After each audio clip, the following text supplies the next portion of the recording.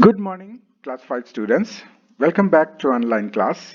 Today we will study moral value. So, open moral value book, page number 48, chapter number 8, the groundnut boy. Okay, page number 48, chapter number 8, the groundnut boy. Okay, so we are going to read this story. This story is about a boy called Hari. Okay, so through this story, we will learn that we should not judge people by their looks. Okay, and we should be brave and should help people in danger with all of our strength. Okay, so this is a good story. Hmm. So I am reading this story, and what you will do, you'll repeat after me. Okay.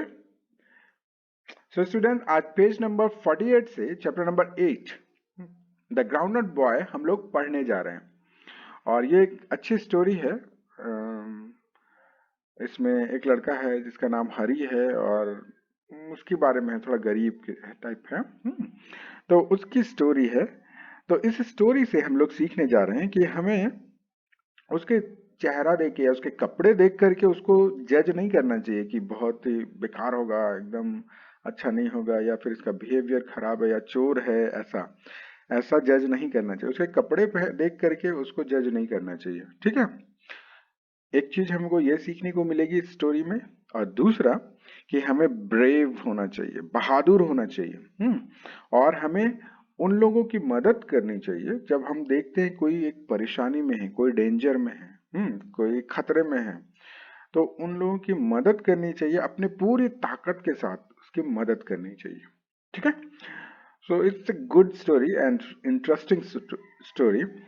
Okay, so हम क्या करने जा रहे हैं, इसको read करने जा रहे हैं और आप मेरे पीछे पीछे बोलिएगा। ठीक है, so you will repeat after me, मेरे पीछे पीछे बोलेंगे। Okay, so the groundnut boy, chapter number 8, the groundnut boy. Repeat after me. The groundnut boy. Courage, friendship, not to judge people by their looks. He is an orphan. He is an orphan. He lost his parents in a flood that drowned the entire village.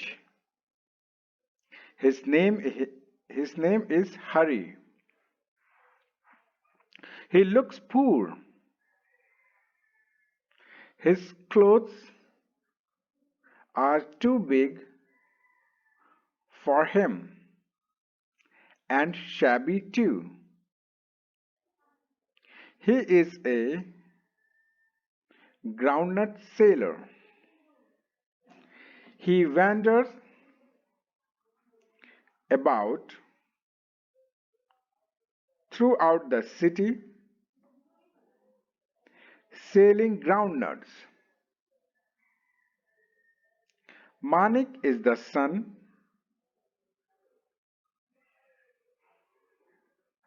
Manik is the son of a rich industrialist. He reads in public school and goes for music and tennis classes separately. Hari meet Manik in a park. He had a storybook, but he could not read. He was illiterate. He just looked at the pictures and touched the written words to understand what they meant. The black printed. Turn to the next page. Next page पे चलेंगे. The black planted words made no sense. He asked Manik to read the story to him. He started to read and play together and soon became friends. When Manik's father came to know of their friendship, he became very angry. He told him not to talk to the poor, dirty boy. He suspected the groundnut sailor might hurt Manik or cheat him. What could Manik do? He had to obey. Next day, when Hari came, smiling to meet him at the school gate, Manik silently walked away towards his car. He did not look at Hari. He did not smile, but still Hari continued to come there every day, hoping they would be friends again. One afternoon, however, the situation was different. Okay, so till here we will finish, and the rest of the part will finish in the next video class. Okay, so now I am going to explain this story in brief. So what you will do, you'll listen carefully. Okay. Yes. So the groundnut boy. Groundnut means badam, मूंगफली, right? Yes, the groundnut boy. तो ये story है groundnut boy की, एक मूंगफली बेचने वाले की. Okay, he is an orphan. वह एक अनाथ था. He lost his parents in a flood that drowned the entire village. उसने अपने माता पिता को खो दिया एक बाढ़ में. वो बाढ़ जिसने पूरे गांव को डुबा दिया, और शायद उसी बाढ़ में उसके माता पिता भी डूब गए. His name is Hari. उसका नाम था हरि. क्या नाम था उसका? Hari. Yes. He look poor. वो देखने में तो गरीब लगता था. His clothes are too big for him and shabby too. उसके जो कपड़े थे वो बहुत बड़े थे उसके लिए, और फटे पुराने थे. बिकॉज उसके कपड़े बड़े क्यों थे? क्योंकि वो किसी से मांग करके पहन रहा था. ये उसके कपड़े नहीं थे. Right. He is a groundnut seller. और वो एक मूंगफली बेचने वाला था. He wanders about throughout the city selling groundnuts. और वो पूरे शहर में भटकते रहता था और मूंगफलियां बेचता था. Okay. Manik is the son. Another one. Manik is the son of a rich industrialist. Manik. He is Manik and he is Hari, right? So Manik is the son of rich industrialist.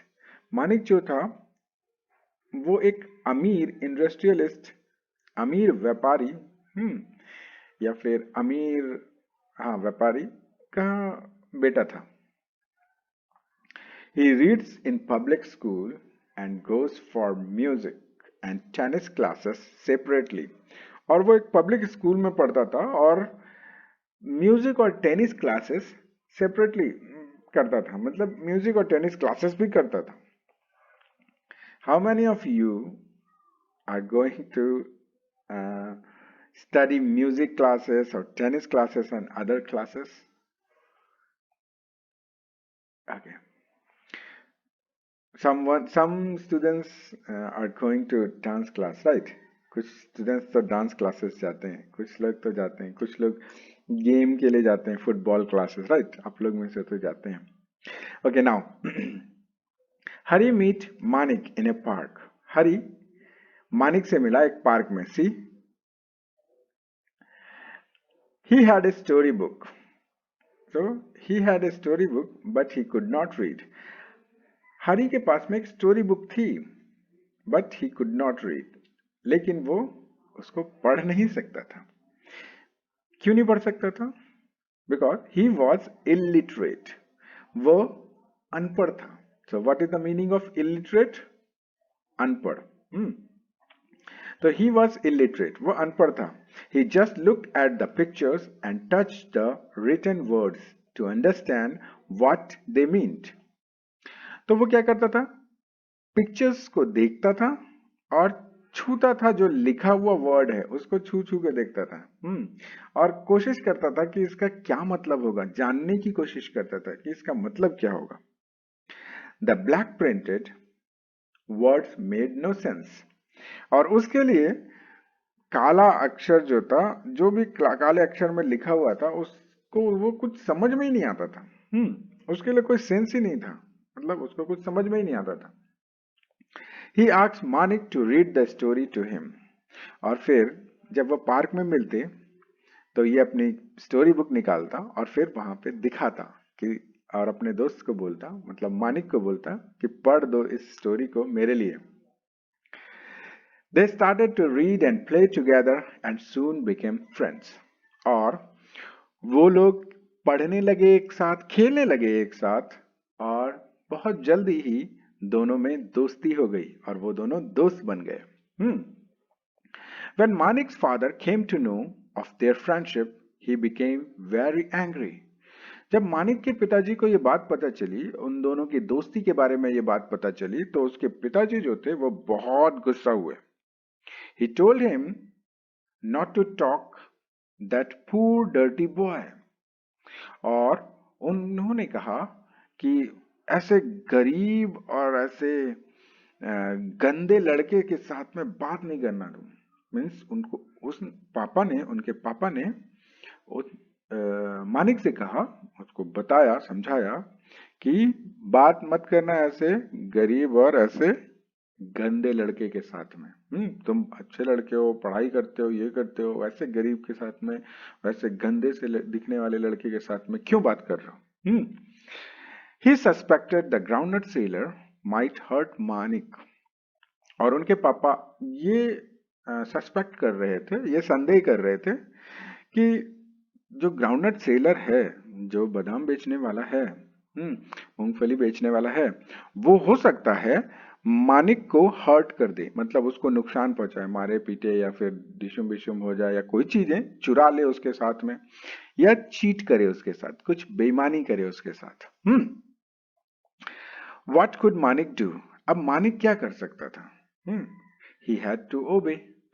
वो कुछ नहीं कर सकता था, बस उसको क्या करना था? अपने पापा की बात माननी थी, राइट? आप में से कितने हैं? How many of you are listening to their parents? आप अपने माता पिता की बात सुनते हैं, मानते हैं, राइट? मानते हैं ना? मानना चाहिए. भगवान भी आशीष जो देते हैं ना, उन्हीं को बेहतर तरीके से देते हैं जो अपने माता पिता को माता पिता की बातों को मानते हैं, उनकी बातों को गलत नहीं ठहराते या फिर डांटते नहीं हैं या फिर उनके साथ में झगड़ा नहीं करते हैं। तो आपको हर एक वो चीज ईश्वर दे सकते हैं तब जब आप अपने माता पिता, मतलब अपने ईश्वर, आपके ईश्वर हैं माता पिता, तो उनकी बात आप माने। ठीक है। So now next day when Hari came smiling to meet him, जब अगले दिन हरी आया मुस्कुराते हुए मानिक से मिलने के लिए एट द स्कूल गेट। तो क्या करता था, हरी उसके स्कूल गेट पर जाता था और फिर वहां पे स्माइलिंग करते हुए उससे मिलता था और फिर वो दोनों वहां से आते थे, पार्क में बैठ के शायद थोड़ी बहुत मस्ती करते थे और फिर वहां से चला जाता था। लाइक इस टाइप की स्टोरी थी, इस टाइप का होता था ये लोग के बीच में। सो मानिक, अब उस दिन क्या हुआ, next day when Hari came smiling to meet him at school gate, अब हरी मुस्कुराते हुए स्कूल गेट पर पहुंचा उससे मिलने के लिए हर दिन की तरह। लेकिन उस दिन क्या हुआ, Manik silently walked away toward his car, लेकिन मानिक जो था वो साइलेंटली अपना चला गया अपनी कार की तरफ। He did not look at हरी, और उसने हरी की तरफ देखा भी नहीं। He did not smile, और उसने मुस्कुराया भी नहीं, मतलब वो मुस्कुराया ही नहीं, ना ही उसने मुस्कुराया ना ही उसने हरी की तरफ देखा, ऐसे लग रहा था जैसे हम उसको जानते ही नहीं। But still Hari continued to come there every day, लेकिन अब ऐसा हर दिन हो रहा था, और लेकिन फिर भी हरी जो था वो रोज दिन आता था वहां पर, रोज दिन आता था, मुस्कुराता था, उसकी तरफ देखता था। तो रोज दिन वो क्यों आता था, hoping they would be friend again, वो ये सोच के रोज आता था कि वो एक दिन फिर से इन दोनों के बीच में दोस्ती हो जाएगी, एक दिन इन दोनों के बीच में फिर से वही पुरानी दोस्ती, फिर यही साथ में खेलना वेलना, ऐसा वो सोच करके रोज आता था, मुस्कुराता था, उससे बात करने की कोशिश करता था। Next, one afternoon however the situation was different, एक दोपहर जो सिचुएशन थी, जो परिस्थिति थी, वो थोड़ी अलग थी। हाँ, so till here we'll finish. So the question arise, यहाँ पे क्वेश्चन, क्या वो लोग फिर से दोस्त बन पाएंगे, क्या उनके बीच में फिर से दोस्ती हो पाएगी, क्या उसके पापा इसको इसके साथ में रहने के लिए अलाउड करेंगे या फिर ये दोनों अलग अलग ही रह जाएंगे। और दूसरा कि क्या हरी स्कूल कभी जा पाएगा। अगर ये सारी स्टोरीज हैं, अगर तो ये सारी क्वेश्चंस का जो बातें हैं, ये सारे क्वेश्चंस का आंसर हम लोग नए वीडियो में देखेंगे। और नए रस्ट पार्ट में हम लोग देखेंगे। Okay, so now your homework is we'll finish on the next video. So your homework is word meaning. Okay, so first is orphan. So what you will do, you'll write it and click a photo and send it to my WhatsApp number. आपको photo click करना है, इसको copy में लिखना है, photo click करना है और हमको भेजना है, ठीक है, मेरे WhatsApp नंबर पे। Okay, so first one is orphan. Orphan means अनाथ। करेज, साहस या हिम्मत। वैंडर, भटकना। इलिटरेट, अनपढ़। सस्पेक्टेड, संदेह करना। किडनैप, अपहरण, अपहरण। वायलेंटली, हिंसात्मक। स्केप, भाग जाना। रिसाइट, व्याख्यान करना या सुनाना, व्याख्या करना या व्याख्यान करना या सुनाना। 10th is dragging, घसीटना। And one more word I want you to write down on your copy. I missed that word. That word is shabby. SHABBY, shabby. So what you'll do, you'll write it also, shabby. 11 number डाल करके आप एक word और लिखिए, shabby.